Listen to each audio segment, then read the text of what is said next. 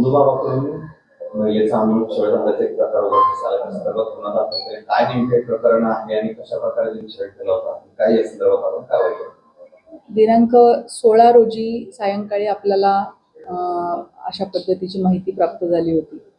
आपण तात्काळ त्याची फिर्याद नोंदवली आणि गुन्हा दाखल केल्यानंतर पुढील अटकेची कारवाई सुद्धा करण्यात आली. सो बेसिकली याच्यामध्ये जो बंधू आहे त्याने समोरचे पीडित व्यक्तीचा छळ केलेला आहे, त्याला अमानुष वागणूक दिलेली आहे, मॉलेस्टेशन केलेलं आहे, रेप केलेला आहे आणि त्याच्यामुळे आपण सर्व संबंधित कलम आणि सुपरस्टिशन्स ॲक्टचे संबंधित कलम याप्रमाणे गुन्हा दाखल केलेला आहे. यामध्ये आत्तापर्यंत एकूण 8 आरोपी अटक करण्यात आलेले आहेत, ज्यामध्ये 2 पुरुष आणि 6 महिला आरोपितांचा समावेश आहे. त्याच पद्धतीने आपण अटक ज्या ठिकाणावरून केली त्या ठिकाणाचा सर्च घेतला असता आपल्याला 8 लॅपटॉप्स, 19 हार्ड डिस्क, 10 DVD, त्याच पद्धतीने 9 मोबाईल फोन्स, 20 कॅसेट्स, पेनड्राईव्ह 23 जप्त झालेले आहेत. त्याच पद्धतीने जवळपास 6.5 लाखांपर्यंतच्या रोख रक्कम जप्त झालेली आहे. 15 लाखापेक्षा जास्त किमतीचं सोनं चांदी मौल्यवान धातू जप्त झालेला आहे आणि याशिवाय मोठ्या प्रमाणामध्ये तिथे मेडिसिन्स मिळालेले आहेत. त्यातली काही प्रमाणामध्ये एक्सपायरी झालेले आहेत, काही एक्सपायरी न झालेले पण आहेत, परंतु मोठ्या प्रमाणामध्ये तिथे मेडिसिन्स सुद्धा मिळून आलेले आहेत. त्यामुळे त्या दृष्टीने आपला तपास सुरू आहे. हा जो भोंदू बाबा होता हा गेल्या अनेक वर्षांपासून अशा पद्धतीने लोकांना फसवत असल्याची शक्यता नाकारता येत नाही.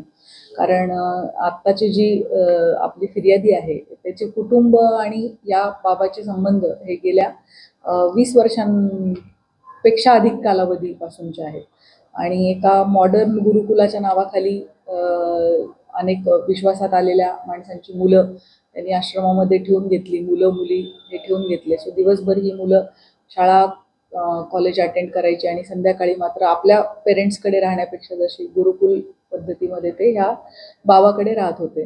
सो त्यांना मारहाण करणे, हळूहळू त्यांच्यावरती अशा पद्धतीचा एक प्रभाव निर्माण करणे की त्याला संपूर्ण भूत भविष्यकाळ कळतो आणि समोरच्या व्यक्तीच्या मनातलं त्याला कळतं. त्यामुळे समोरच्या व्यक्तीने स्वतःच्या मनात काय काय येत आहे आणि काय चुकीचं येत आहे ते लिहून दिलं पाहिजे. त्याला ते रिपोर्ट असं म्हणत होता. तो हे फिर्यादीकडून रिपोर्ट वारंवार लिहून घेतलेले आहेत आणि मग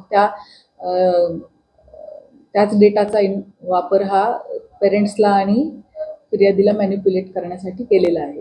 सो कुटुंबियांपासून फिर्यादीला तोडण्यात आलेलं होतं आणि दोन्ही पण बाजूंना मॅनिप्युलेट करण्यात आलेलं होतं आणि या सगळ्या परिस्थितीचा फायदा घेऊन मग ह्या फिर्यादीवरती बलात्कार करण्यात आलेला आहे. इतर अनेक अमानुष्य पद्धतीचे छळ, मारहाण करण्यात आलेली आहे आणि हे सगळं माझ्यामध्ये दैवी शक्ती आहे आणि मला सगळं कळतं असं भासवून केलेलं आहे. त्यामुळे सुपरस्टिशन्स ॲक्टची कलमं आपण त्याच्यामध्ये लावलेली आहे.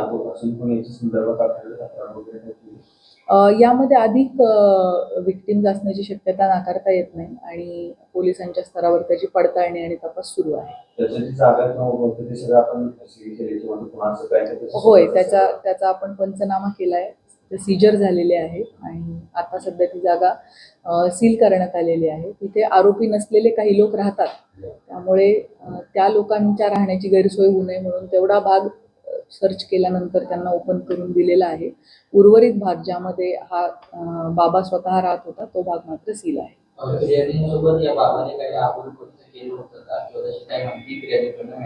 बेसिकली छळवणूक मोठ्या प्रमाणात करण्यात आलेली आहे, मारहाण करण्यात आलेली आहे, टॉर्चर करण्यात आलेलं आहे. होय, शॉक वगैरे देणं असू दे किंवा त्याने स्वतःची लघवी सुद्धा त्या समोरच्या फिर्यादीला पिण्यासाठी मजबूर केलेलं आहे. सो अशा प्रकारच्या अमानुष कृत्य फिर्यादीबाबत आपल्याला FIR मध्ये माहिती प्राप्त आहे आणि त्याच्यासाठी आपण पुढील तपास आपला सुरू आहे.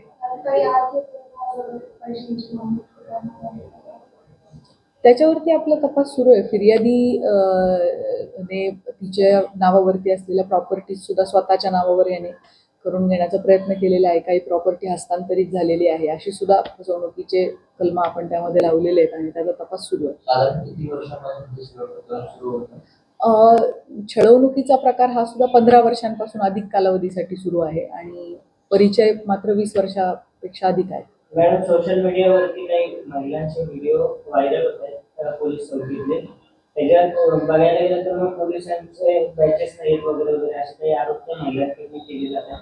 त्यांना रात्री उशिरा अटक केलं होतं, या संदर्भात काय सांगणार? हा, रात्री उशिरा अटक केल्याबाबत काही अफवा पसरवल्या जात आहेत असं लक्षात आलंय. परंतु रीतसर महिलांना अटक जर रात्रीच्या वेळेला करायची असेल, सूर्यास्त आणि पुन्हा सूर्योदयाच्या दरम्यान करायची असेल, तर त्याच्यासाठी आपल्याला मॅजिस्ट्रेट यांची परवानगी घ्यावी लागते आणि त्या परवानगीनं ती करता येते. या बाबतीमध्ये आपण सर्व कायदेशीर बाबी पूर्ण केलेल्या आहेत आणि अटकेची पूर्ण कायदेशीर प्रक्रिया आपण फॉलो करूनच त्यांना अटक केलेलं आहे. त्याच्यामध्ये काय चर्चा नाही की व्हिडिओ जे व्हायरल होतात. होय, बरोबर. टोटल विक्टिम्स विक्टीम आता आपल्या समक्ष एक आलेली आहे, परंतु ही संख्या वाढण्याची शक्यता आहे.